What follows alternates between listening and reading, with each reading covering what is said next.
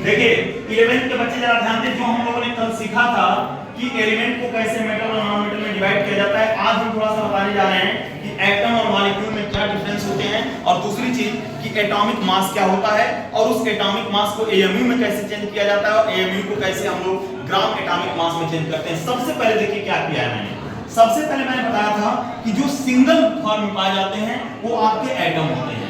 जैसे यहाँ पर लिखा गया है नाइट्रोजन, ऑक्सीजन, फास्फोरस, सोडियम और magnesium, it's all are find at the atomic position. और एक बात और ध्यान रखिएगा, जितने भी एटम होते हैं उनका एटॉमिक मास निकाला जाता है।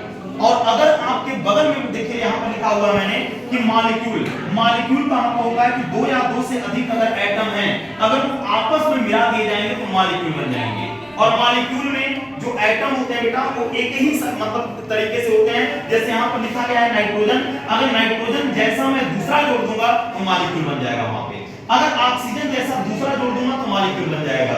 फास्फोरस जैसे चार लोग मिल जाएंगे तो फास्फोरस का मॉलिक्यूल बन जाएगा। और एक बात और, अगर सल्फर है तो 8 एटम मिलते हैं। यानी अगर आपसे कभी पूछा जाता है कि नाइट्रोजन के कितने एटम मिलकर के नाइट्रोजन के मॉलिक्यूल बनाते हैं तो बता दोगे 2 एटम मिलते हैं। सल्फर के कितने मिलते हैं? 8 लोग मिलते हैं। क्लोरीन के 2 लोग मिलते हैं और हाइड्रोजन के 2 लोग मिलते हैं तो क्या तैयार होता है? मॉलिक्यूल तैयार होता है। दूसरी सबसे बड़ी चीज क्या होती है, जो एटम होते हैं उनका एटॉमिक मास निकाला जाता है और जो मॉलिक्यूल होते हैं उनका मोलर मास निकाला जाता है। फिर मैंने कहानी बता रखी है यहाँ पर कि जो एटॉमिक मास है बेटा ये 2 तरीके से निकाला जाता है। पहला निकाला जाता है रिलेटिव, मतलब आपेक्षिक होता है, और दूसरा जो होता है उसको हम लोग एएमयू में चेंज करते हैं। एएमयू का मतलब होता है एटॉमिक मास यूनिट, और जो लोग हिंदी मीडियम वाले हैं वो ये समझेंगे कि इसको बेटा बोला जाता है ग्राम। एटॉमिक का मतलब परमाणु द्रव्यमान इकाई कहा जाता है। फिर मैंने क्या किया है, हमने एक सिंपल सा एग्जांपल उठाया ऑक्सीजन का, और ऑक्सीजन का जो एटॉमिक मास होता है बेटा 16 होता है। और मैंने आपसे कहा था कि अगर 16 लिखा गया है या नाइट्रोजन का एटॉमिक मास अगर 14 यानी 14 लिखा गया है तो ये इनके एटॉमिक मास हैं। और इसको एएमयू में कैसे चेंज करेंगे ये बात आपको दिमाग में रखना होगा कि कोई भी अगर आपके पास न्यूक्लियस होता है, जो भी न्यूक्लियस आपके पास होते हैं, तो न्यूक्लियस की सबसे बड़ी खासियत होती है कि न्यूक्लियस को हिंदी में नाभिक कहा जाता है, और न्यूक्लियस के अंदर पाए जाते हैं प्रोटॉन और न्यूट्रॉन। और न्यूक्लियस के अंदर क्योंकि जो भी एटम होता है उसका एक सेंटर होता है, और उसी सेंटर को, उसी केंद्र को हम लोग एटॉमिक न्यूक्लियस या परमाणु नाभिक के नाम से जानते हैं। और किसी भी न्यूक्लियस के अंदर प्रोटॉन और न्यूट्रॉन दोनों फाइंड होते हैं। तो अगर मैं ऑक्सीजन की बात करूंगा तो ऑक्सीजन का एटॉमिक मास अगर 16 है तो जाहिर सी बात है कि एटॉमिक मास, जरा यहां पर आइए, मास नंबर यानी एटॉमिक नंबर बराबर होता है प्रोटॉन प्लस न्यूट्रॉन। यानी अगर किसी का भी एटॉमिक मास है, कोई भी आपसे कहता है कि कार्बन है, ऑक्सीजन है, नाइट्रोजन है या क्लोरीन है, इनका एटॉमिक मास रखा गया तो आप समझ लेना कि उसके अंदर कौन कौन होगा, प्रोटॉन और न्यूट्रॉन दोनों होंगे।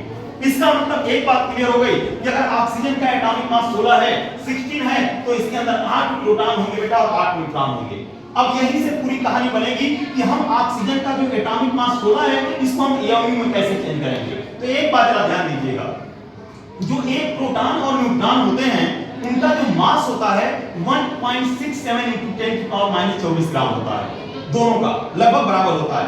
और एक बात और ध्यान रखिएगा, इलेक्ट्रॉन का मास हम इसलिए नहीं लेते हैं क्योंकि इसका मास बहुत छोटा होता है, नगण्य होता है, इसलिए इसकी जरूरत नहीं पड़ती है। इसलिए जो न्यूक्लियस होता है बेटा उसका जो मास होता है वो प्रोटॉन और न्यूट्रॉन के कारण होता है। अब यहां पर आइए, आपको पता है कि ऑक्सीजन के अंदर 8 प्रोटॉन और 8 न्यूट्रॉन होंगे, और एक प्रोटॉन की जो वैल्यू दी गई है वो दिया गया है 1.67 × 10⁻24, तो इसको मैंने इससे मल्टीप्लाई कर दिया।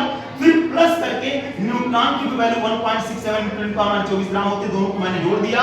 8 और 8 कितना होता है? 16 होता है।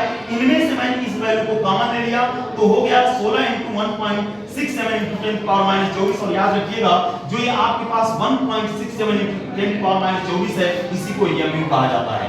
इसका मतलब 16 से क्या बन गया, ये 16 एएमयू बन गया। यानी कभी भी अगर आपसे कह दिया जाए ये बताइए ऑक्सीजन का एटॉमिक मास अगर 16 लिखा है तो आप समझ लेना वो 16 क्या है, उसका रिलेटिव है। और उसको अगर आपको एएमयू में चेंज करना होगा तो आपको किसका सहारा लेना पड़ेगा? एटॉमिक मास का। और एटॉमिक मास का मतलब क्या होता है? प्रोटॉन और न्यूट्रॉन। ऑक्सीजन का एटॉमिक मास 16 होता है, इसके अंदर 8 प्रोटॉन और 8 न्यूट्रॉन होते हैं।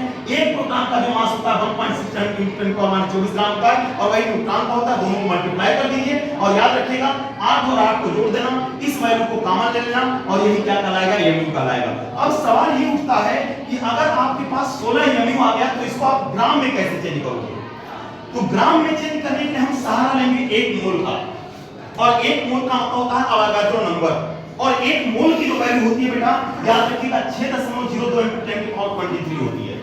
तो अब यहां से क्या करेंगे हम, जो एक मोल की वैल्यू आई है और जो आपके पास 16 एमयू है, यानी 16 इनटू एमयू की वैल्यू कितनी है, 1.67 × 10⁻24, और इसी में हम मोल को भी मल्टीप्लाई कर देंगे। कभी भी अगर कोई आपसे कहता है कि एक मोल ऐसा करिए, आप ऑक्सीजन ले आइए, एक मोल नाइट्रोजन ले आइए, तो आप चाहे वो एटम के रूप में हो बेटा, चाहे मॉलिक्यूल के रूप में हो, एक बात हमेशा ध्यान रखना, उसकी कीमत क्या होगी, 6.02 × 10⁻23 होगी।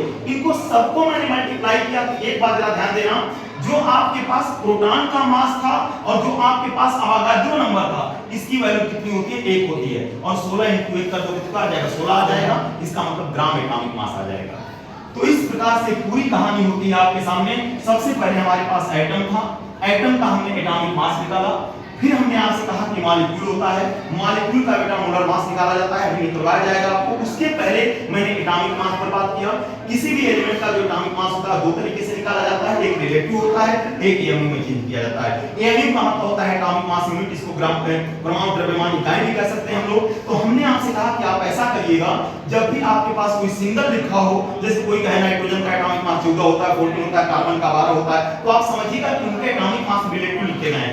एमयू में चेंज करने के लिए आपको प्रोटॉन का मास लेना पड़ेगा, न्यूट्रॉन का मास लेना पड़ेगा, मल्टीप्लाई करना पड़ेगा। उसके बाद हमने आपसे कहा कि एक एमयू की वैल्यू कितनी होती है, 1.67 × 10⁻24, और उसके बाद क्या करिएगा, मोल में कन्वर्ट कर लीजिएगा। सबको एक साथ मल्टीप्लाई कर देना, और जैसे ही बेटा सबको एक साथ मल्टीप्लाई करोगे, सबकी वैल्यू कितनी आ जाएगी, 1 आ जाएगी, और आपका क्या बन जाएगा, ग्राम एटॉमिक मास। तो ये कहानी पूरी होती है आपकी। और एक बात और ध्यान रखिएगा, यहाँ पर अगर आपके पास नाइट्रोजन भी होता तो आप ऐसे ही चेंज कर लेते, क्योंकि नाइट्रोजन का एटॉमिक वेट कितना होता है, 14 होता है। 14 में 7 प्रोटॉन और 7 न्यूट्रॉन होंगे। एक प्रोटॉन का मास कितना होता है, 1.67 न्यूट्रॉन, वहां से कॉमन ले लोगे और वहां से एमयू आ जाएगा, और एमयू को किसमें कन्वर्ट कर दोगे, मोल में, और मोल को मल्टीप्लाई कर दोगे, क्या निकल जाएगा, ग्राम में चेंज हो जाएगा। तो ये कहानी पूरी हो जाती है। इसको समझ लीजिएगा, नोट कर लीजिए बहुत अच्छे से।